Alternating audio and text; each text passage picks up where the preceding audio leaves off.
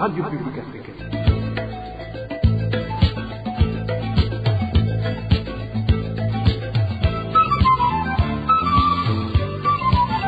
Radio Publique Africaine.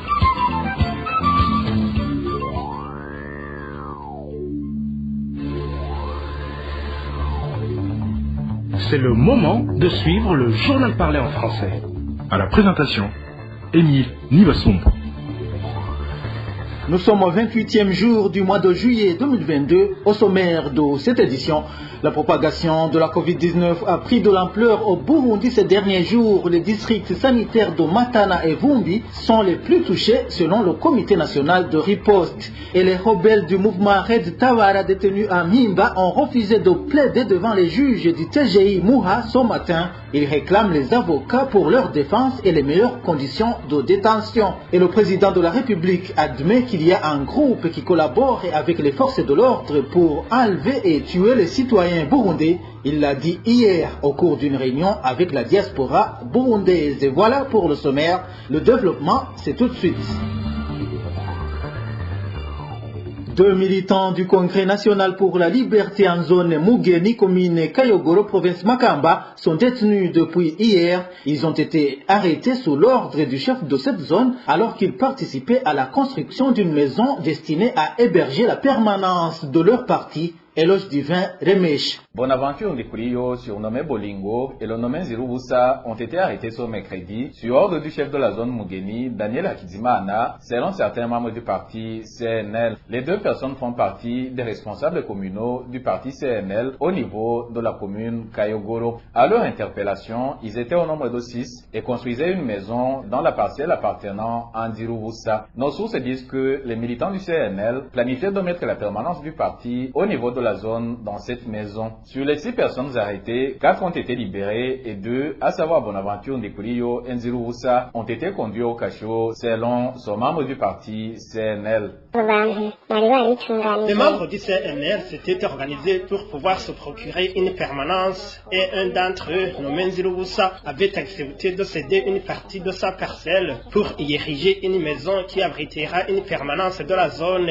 Les autres ont accepté de participer dans la recherche des briques. Vu l'avancement des activités, il ne reste qu'un jour pour que la construction de cette maison termine. Les deux militants sont détenus actuellement au commissariat communal de la police de Kayogoro.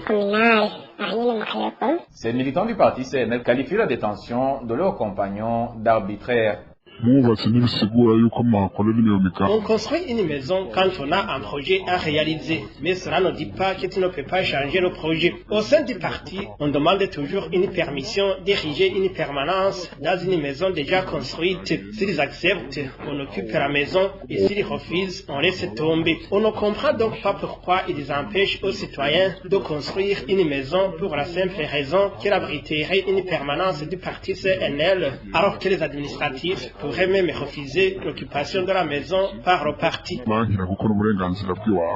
Ainsi, ces militants du parti CNL demandent aux autorités administratives de libérer les deux individus. À ce propos, la rédaction de la RPA a téléphoné Daniel Hakizimana, le chef de la zone Mugeni, mais son téléphone était éteint. Quant à l'administrateur communal d'Okayogoro, Antoine Deiragidje, son téléphone sonnait sans que personne ne décroche. Je vous le disais dans les titres, le président de la République affirme qu'il y a un groupe qui travaille en connivence avec les forces de l'ordre pour enlever et tuer certaines personnes. Il l'a dit hier à Ngozi au cours d'une rencontre avec la diaspora burundaise. Évariste Ndayishimiye précise que ce groupe sème la peur au sein de la population. Suivez Évariste Ndayishimiye.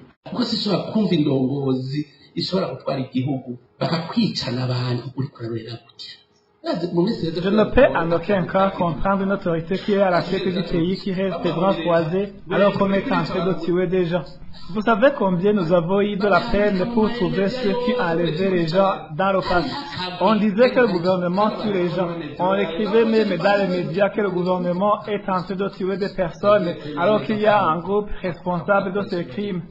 Les gens étaient contents au lieu de compatir et d'être solidaires pour traquer ce groupe et l'arrêter. Je l'ai accepté quand j'ai découvert que ce groupe utilise même les forces de l'ordre. Il y a des kingmakers dans le pays.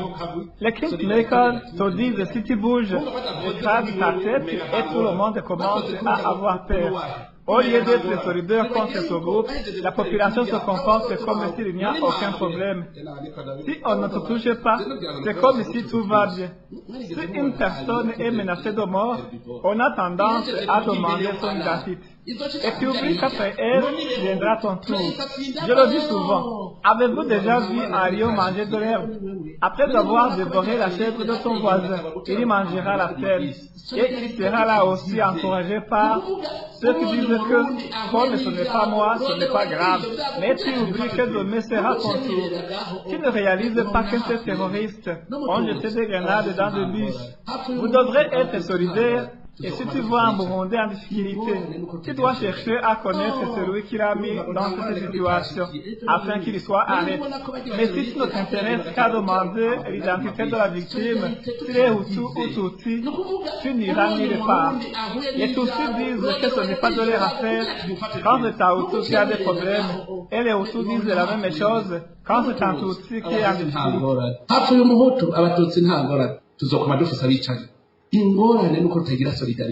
Voilà, c'est Évariste Ndayishimiye, le président de la République du Burundi. Je vous le disais également dans les titres. Aujourd'hui, lors du procès des rebelles du mouvement Red Tabara à Mimba, il n'y a pas eu de débat. Nos sources dans cette prison précisent que ces rebelles ont refusé de plaider devant les juges du tribunal de grande instance d'Omura. Ces rebelles réclament le droit d'avoir un avocat et les meilleures conditions de détention. Les détails avec Emmanuel Nyungeko. C'est dans les enceintes de la prison centrale de Mhimba où devrait se dérouler ce jeudi le procès des 19 combattants du mouvement Red Tabara. Nos sources dans cette maison carcérale indiquent que ces combattants ont choisi de garder le silence devant les juges du tribunal de grande instance de la commune Moura pour différentes raisons. Il s'agit entre autres du droit d'avoir des avocats et celui de visite. L'autre doléance présentée par ces détenus pour qu'il y ait la tenue de leur procès concerne leurs conditions de détention. En effet, ces combattants disent être détenus dans des conditions inhumaines. Non seulement leur cellule est trop étroite vu le nombre des occupants, elle est également dépourvue d'électricité, sans oublier qu'ils n'ont même pas accès à l'eau, d'où ils demandent d'être transférés dans une autre cellule et d'être traités comme les autres détenus de cet établissement. Toutefois, le magistrat n'a pas considéré cette doléance et a demandé qu'ils soient maintenus dans les mêmes conditions carcérales jusqu'à la prochaine audience, sans pour autant en préciser la date. Vous saurez que ces 19 combattants du mouvement Red Tabara ont été remis au gouvernement burundais le 30 juillet 2021 après avoir été capturés par les forces rwandaises fin septembre 2020. À propos justement du mouvement Red Tabara, c'est la principale cible du régime actuel selon l'IDHB. L'initiative pour les droits humains au Burundi indique que l'incursion militaire du Burundi en République démocratique du Congo ne constitue ni une opération conjointe avec les forces armées de ce pays, ni un effort régional. Dans son rapport du mois de juillet, cette organisation explique que la présence des éléments de l'armée burundaise et de la milice Imbonerakure en RDC résulte d'un feu vert officieux de Kinshasa. Onésime Dushimagize nous en dit plus. 3 accords entre les chefs d'État Évariste Ndayishimiye et Félix Tshisekedi, dont l'un faisait référence à la coopération en matière de sécurité, ont permis l'inclusion des forces armées burundaises sur le sol congolais. Il s'agit de ce que l'initiative pour les droits humains au Burundi considère dans son nouveau rapport, sorti ce 27 juillet 2022, comme un fait vert tacitement donné par le gouvernement de Kinshasa pour que l'armée burundaise puisse entrer en République démocratique pour traquer le mouvement rebelle Red Tabara. Dans un rapport intitulé « Une opération de dissimulation », la mission secrète du Burundi au Congo, l'IDHB montre que même si le gouvernement du Burundi n'a pas jusqu'à présent reconnu officiellement l'envoi de ses troupes dans ce pays, un grand nombre de militaires burundais et des Imbonerakure y sont clandestinement présents. Par ailleurs, ce rapport indique que peu de temps après la visite de Ndayishimiye à Kinshasa en juillet 2021, des responsables du renseignement militaire burundais sont arrivés en RDC pour préparer l'arrivée de l'armée burundaise et des Imbonerakure. Ici, le rapport de l'IDHB cite notamment le nommé de Joseph Mathias Nyonzima alias Kazungu, l'adjudant-major Onesphore Ndayishimiye, alias Braddock, et l'adjudant Jean Bosco Aïchakiye, ainsi que le lieutenant-colonel Ribert Nyonkuru. Pour l'IDHB, cette incursion clandestine de l'armée burundaise en République démocratique du Congo ne constitue donc pas une opération conjointe avec les forces armées de ce pays, ni un effort régional plus large. Au contraire, l'IDHB indique que l'armée burundaise a également noué des alliances avec des groupes armés congolais, dont certains s'opposent à l'armée congolaise. Il s'agit ici plus particulièrement des groupes rebelles Maïmaï, Kijangara et Gumino, comme l'indique toujours l'IDHB. Le rapport de l'IDHB déplore également que le sommet d'avril des dirigeants de la communauté est-africaine, qui a permis la mise en place d'une force régionale pour faire face aux menaces sécuritaires posées par les groupes armés en RDC, pourrait officialiser et prolonger la présence de l'armée burundaise dans ce pays. Dans nos éditions ultérieures, nous vous parlerons du rassemblement des troupes burundaises et du recrutement des Imbonerakure, opéré par le gouvernement d'Aïchimiye, comme cela apparaît dans le même rapport de l'IDHB. Dans un instant, nous parlons santé. Aucune mesure de lutte contre la Covid-19 n'a été prise par les autorités de la commune Vumbi située dans la province Kirundo. C'est au moment où la pandémie prend de plus en plus de l'ampleur dans cette province. Plus de détails avec Dani Claire et la trouve.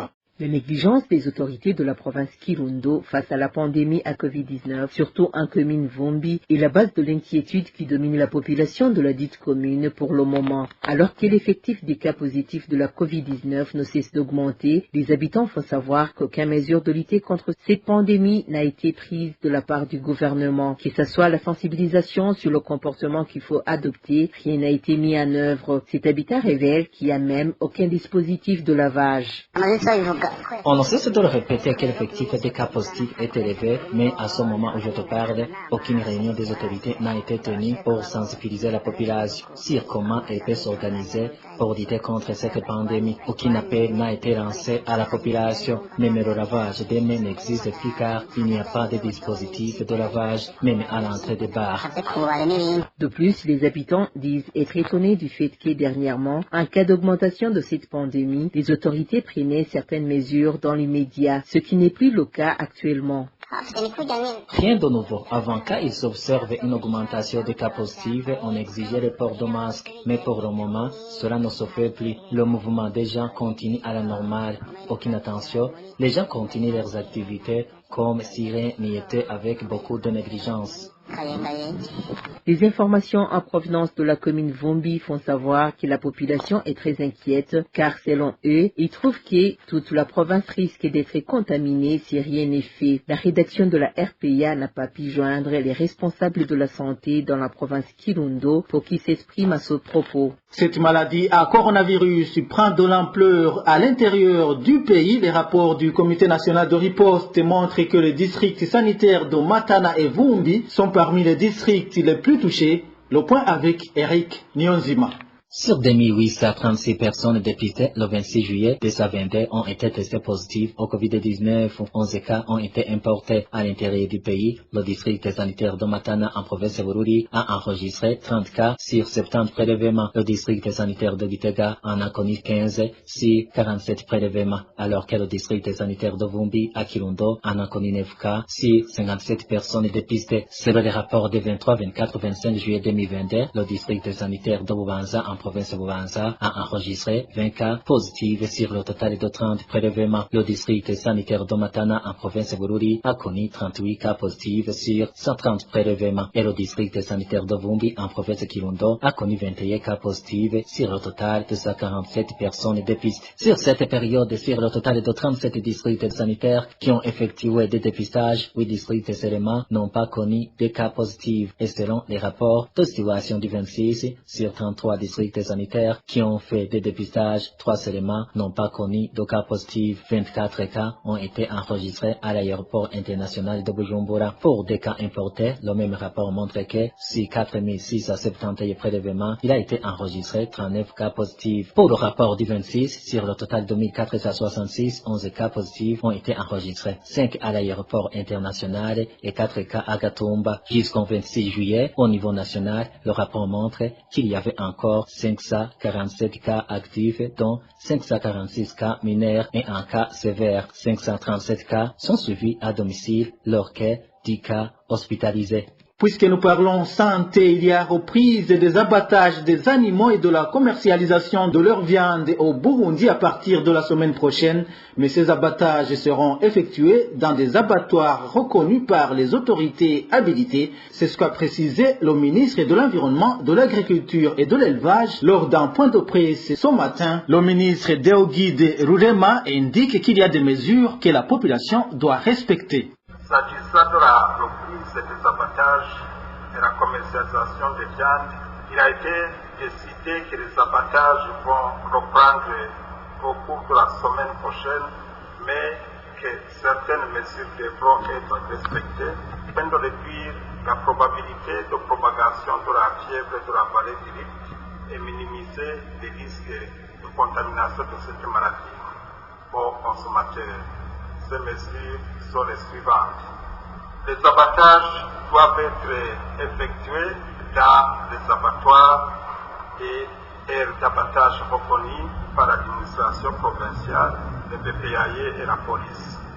À cet effet, tout abattage effectué dans les lieux non reconnus par les services ci-cités sera considéré comme abattage clandestin. Les viandes seront saisies et enterrées ou détruites. Les coupables seront punis. Les animaux à abattre seront rassemblés dans les lieux de quarantaine pendant 7 jours avant d'être abattus. Les animaux qui vont être abattus doivent être contrôlés et inspectés par les agents de services vétérinaires avant, pendant et après l'abattage. Les carcasses d'animaux abattus doivent porter un marquage effectué au moyen d'estampilles. Il y a un code reconnu au niveau provincial. Les animaux se trouvent dans les collines où on a signalé le cas de fièvre de la vallée du Rift ne pourront pas être abattus. Les viandes seront consommées à l'intérieur des communes où les animaux ont été abattus. À cet effet, le transport de viande d'une commune à une autre et d'une province à une autre n'est pas autorisé. Les grands bouchers ou collecteurs d'animaux d'abattage œuvrant à mairie de Bujumbura doivent se faire inscrire dans les provinces d'origine des animaux.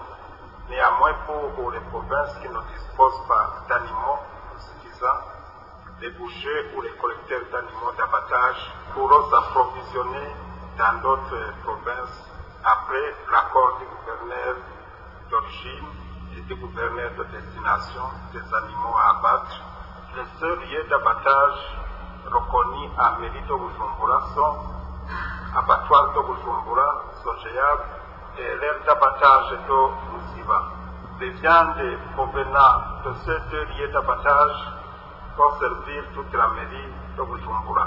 Au cours de ce point de presse, le ministre Deogide Rurema a également indiqué que 1197 bovins ont été vaccinés contre la fièvre de la vallée du Rift dans les provinces d'Ongozi et Karuzi. Il a également précisé que cette campagne de vaccination va se poursuivre dans d'autres provinces, à commencer par les communes qui sont les plus touchées par cette maladie. Pour clore cette édition, 6 localités ont été sérieusement touchées par des incendies dans différents coins du pays dans une période d'1 mois seulement. Le court-circuit électrique et la vente de carburant dans des maisons d'habitation sont parmi les causes qui ont été évoquées. Les détails avec Eloge Kwizera. En mairie de Bujumbura, la galerie Le Parisien située au centre-ville de Bujumbura était incendiée dès la matinée du 18 juillet. Les sapeurs-pompiers sont intervenus 40 minutes après. Zéro des 66 places d'incendie aurait été causé par le courant électrique. Le 22 juillet, une grande partie de l'hôtel restaurant bar Uzui Beach, situé à Kajaga, en mairie de Bujumbura, a été sérieusement incendiée. Les sapeurs-pompiers sont intervenus tardivement selon les témoins. Le motif de cet incendie reste inconnu. Ankoni, au chef-lieu de la province Rutana, un hôtel du Nodo V Atlanta, dans ce terrain Kendouimana, situé au quartier Pirongoz, a été incendié. C'était le 18 juillet. Des habitants de cette localité ont essayé d'intervenir, mais l'incendie a causé de lourds dégâts. Le courant électrique aurait été à l'origine de cet incendie. Dans la zone Moussaga, à mairie de Bujumbura, une maison d'habitation a été incendiée au quartier Gitramuka le 17 juillet. Selon la population locale, le courant électrique aurait été à l'origine de cet incendie. 3 kiosques ont été incendiés à la 4e avenue de la zone Buyenze, à mairie de Bujumbura le 7 juillet. Le camion des sapeurs-pompiers sont intervenus tardivement. Selon les témoins, cet incendie aurait été causé par l'essence qui va au marché noir dans ces kiosques. Toujours dans la zone Buyenze, à la 9e avenue, à la fin du mois dernier, une maison d'habitation a été incendiée. L'essence qui se va dans cette maison en aurait été la cause. L'incendie a causé beaucoup de dégâts. Voilà, c'est par ici que nous mettons un point final au journal du 28 juillet 2022. Merci à vous tous qui nous avez suivis. À la présentation, c'était Émile Niwasumba. Au revoir.